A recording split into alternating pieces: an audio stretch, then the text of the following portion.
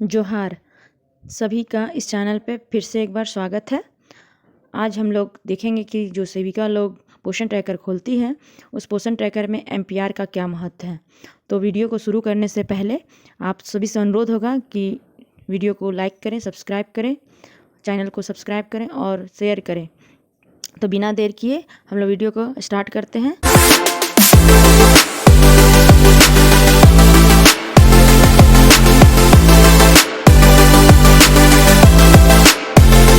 तो चलिए देखते हैं कि एमपीआर में क्या होता है और क्या क्या इसमें हमें जानकारियाँ मिलती है।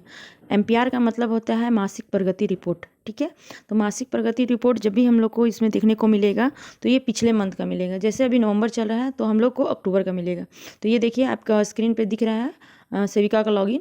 सेविका का लॉगिन में देखिए कहाँ पे हमारा एमपीआर है, ये एमपीआर है मंथली प्रोग्रेस रिपोर्ट। तो यहाँ क्लिक करते हैं। अब यहाँ पे देख रहे हैं कि मंथ का नेम दिखा रहा है अक्टूबर 2023। तो सबसे पहले हम लोग बेनिफिशियरी के बारे में देखते हैं कि हमारे यहाँ जो लाभुक हैं वो क्या क्या है। तो एक यहाँ डिटेल्स बटन दिया हुआ है, एक यहाँ डाटा बटन दिया हुआ है। तो डिटेल्स बटन में क्या दिखता है वो देखते हैं कि 104 जो देखिए यहाँ पे 104 जो टोटल एक्टिव बेनिफिशियरी है, लाभुक है, वो किस किस कैटेगरी में कितना कितना है। 5 न्यूली रजिस्टर्ड हुआ है जो कि अक्टूबर मंथ में है। माइग्रेट एक भी नहीं हुआ है। इनएक्टिव 6 हुआ है during the month, that mean October में 6 लाभुक हैं जिसको हम लोग इनएक्टिव किए हैं। डेथ एक भी नहीं हुआ है। माइग्रेट आउट 2 हुआ है। ये आंगनवाड़ी माइग्रेशन है तो इसको ना ध्यान दीजिए और यहाँ डिटेल्स में जाइए। अब यहाँ पे आपको दिख रहा है कि प्रेग्नेंट में क्या क्या है, लाभुक कितने हैं, कितने रजिस्टर्ड हैं, कितना इनएक्टिव हुआ है, कितना डेड हुआ। उसी तरह से लैक्टेटिंग में है आपका। उसी तरह से चिल्ड्रेन 0 से 6 मंथ में है और चिल्ड्रेन 6 से 3 साल और चिल्ड्रेन 3 से 6 साल। यहाँ देखिए न्यूली रजिस्टर्ड में हमें वहाँ 5 दिख रहा था ना, तो दो यहाँ 0 से 6 मंथ में, लैक्टेटिंग में 2 है और एक प्रेग्नेंट में। तो इस तरह से हम लोग देख सकते हैं कि क्या क्या स्थिति है किन किन ग्रुप में। तो अब हम लोग डाटा के बारे में जानते हैं। डाटा क्या है, तो डाटा में ये देखिए यहाँ वहाँ पे संख्या वाइज दिख रहा था, यहाँ पे नेम वाइज दिख रहा है कि जो जरीन फातिमा है उसे इनएक्टिव किया गया है। न्यूली रजिस्टर्ड है या इनएक्टिव है, तो इनएक्टिव को देखिए हल्का ग्रे कलर में किया गया है। उसी तरह से यहाँ पे दिख रहा है और क्या है वो देखने के लिए हम लोग यहाँ जो फिगर दिया हुआ है उससे हम लोग पहचान करेंगे क्या फिगर है। तो यहाँ देखिए ये जैसे प्रेग्नेंट वुमेन है तो ये प्रेग्नेंट वुमेन का फिगर बना हुआ है कि ये इनएक्टिव है। यहाँ पे देखिए एक लैक्टेटिंग मदर का है, यहाँ पे 0 से 6 मंथ का बच्चे का है, ये 3 से 6 साल का 7 माह से 3 वर्ष का बच्चे का है।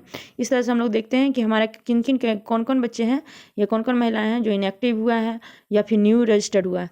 यहाँ ये डाटा दिखता है। तो डाटा में हम लोग क्या देखते हैं, डाटा में हम लोग नेम वाइज देखते हैं। उसी तरह से सप्लीमेंट्री न्यूट्रिशन, ये तो लाभुक समझ गए। अब सप्लीमेंट्री न्यूट्रिशन में क्या होता है कि टोटल एलिजिबल बेनिफिशियरी 107 है, उसमें से 100 जो ऐसे हैं जिन्हें THR या SCM 21 दिन का दिया गया है। अब देखिए यहाँ पे 79 बेनिफिशियरी प्रोवाइडेड THR, ठीक है, और यहाँ क्या है days of THR provided. Total मिला के जितने लाभुक हैं उनको कितना, सभी का मिला के कितना दिन का THR दिया गया है, 1951 दिन का। मतलब अगर एक लाभुक को देते हैं 25 तो दूसरे लाभुक को 25, इस तरह से 25-25 करके ये काउंटिंग किया गया है।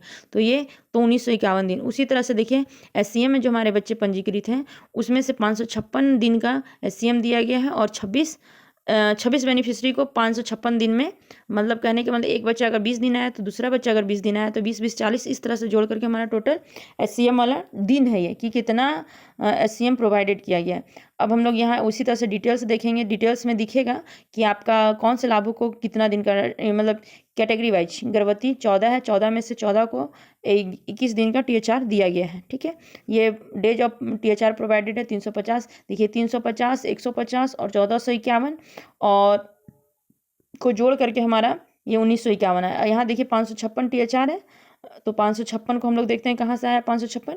ये देखिए 556 यहाँ पे है। तो ये, और दूसरी बात यहाँ डाटा में समझिए, डाटा में क्या होता है कि अगर लाभुक है, देखिए माहिरा दिलसाद है, इसको 25 दिन का THR दिया गया है, यहाँ भी 25 दिन, लेकिन ताहा को 0, यानी इसका THR नहीं वितरण हुआ है ना, THR दिए। अच्छा ये सॉरी, ये 3 से 6 वाला में, इसलिए इसको 15 दिन का SCM दिया गया है। तो उसी तरह से हम लोग पता कर सकते हैं कि किसको कितना दिन का THR दिया गया और किसको कितना दिन का SCM दिया गया है।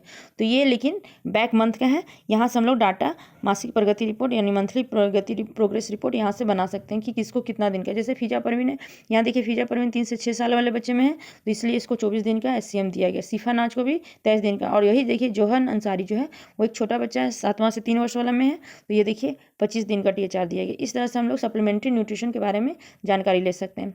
अब देखते हैं नेक्स्ट हमारा pre school education. Pre school education जो हम लोग बोलते हैं कि सब जगह डाटा भरते हैं शो नहीं करते, वो यहाँ से भी आपको दिखेगा, लेकिन ये दिखेगा तब जब आपका वो महीना क्रॉस कर जाएगा, करंट मंथ।